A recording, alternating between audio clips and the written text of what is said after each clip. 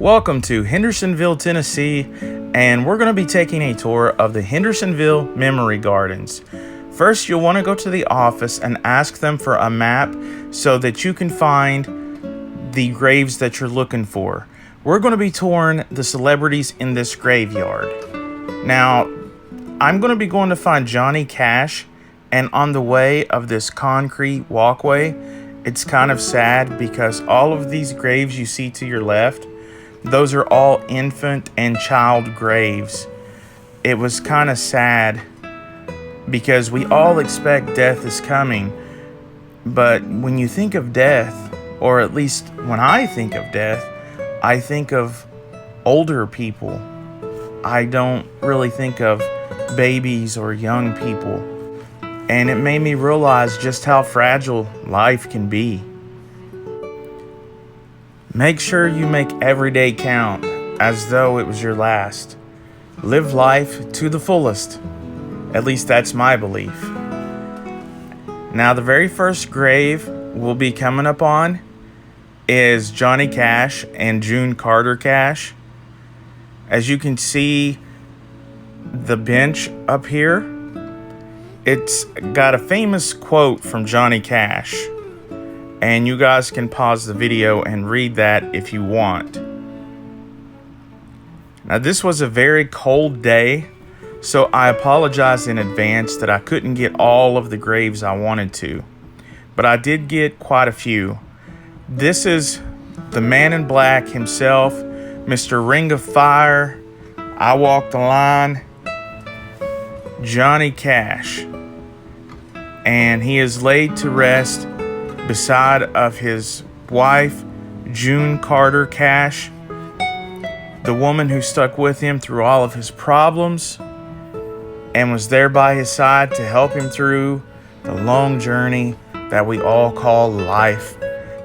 Laid to rest directly beneath June Carter Cash's grave is her daughter from a previous marriage, and she was a fellow musician. Her name was Rosanna Lee Adams, and she passed away due to carbon monoxide poisoning on her tour bus when she was just in her mid-40s. Reba Cash Hancock is Johnny Cash's biological sister. She was a movie producer and director and made many gospel movies, including one that starred her very own brother, Johnny Cash. Here is another look at the bench of Johnny Cash and June Carter's grave. It says, I Walk the Line and Wildwood Flower. Here is the grave of Anita Carter. She is the youngest sister of the Carter sisters and sister to June and Helen. She also co-wrote Ring of Fire, to those that didn't know. To the right of her is Mother Maybelle Carter. She is the mother to the Carter sisters, and she also had musical talent. To the right, she is laid to rest beside her husband and former band manager, Ezra J. Carter. Another little tidbit that you might want to know is that the Carters were distantly related to former President Jimmy Carter. Next, we have Joe Mathis, who was known as the King of Strings.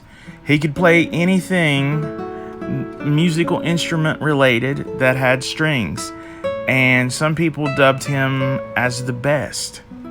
And he was friends with the Carter family.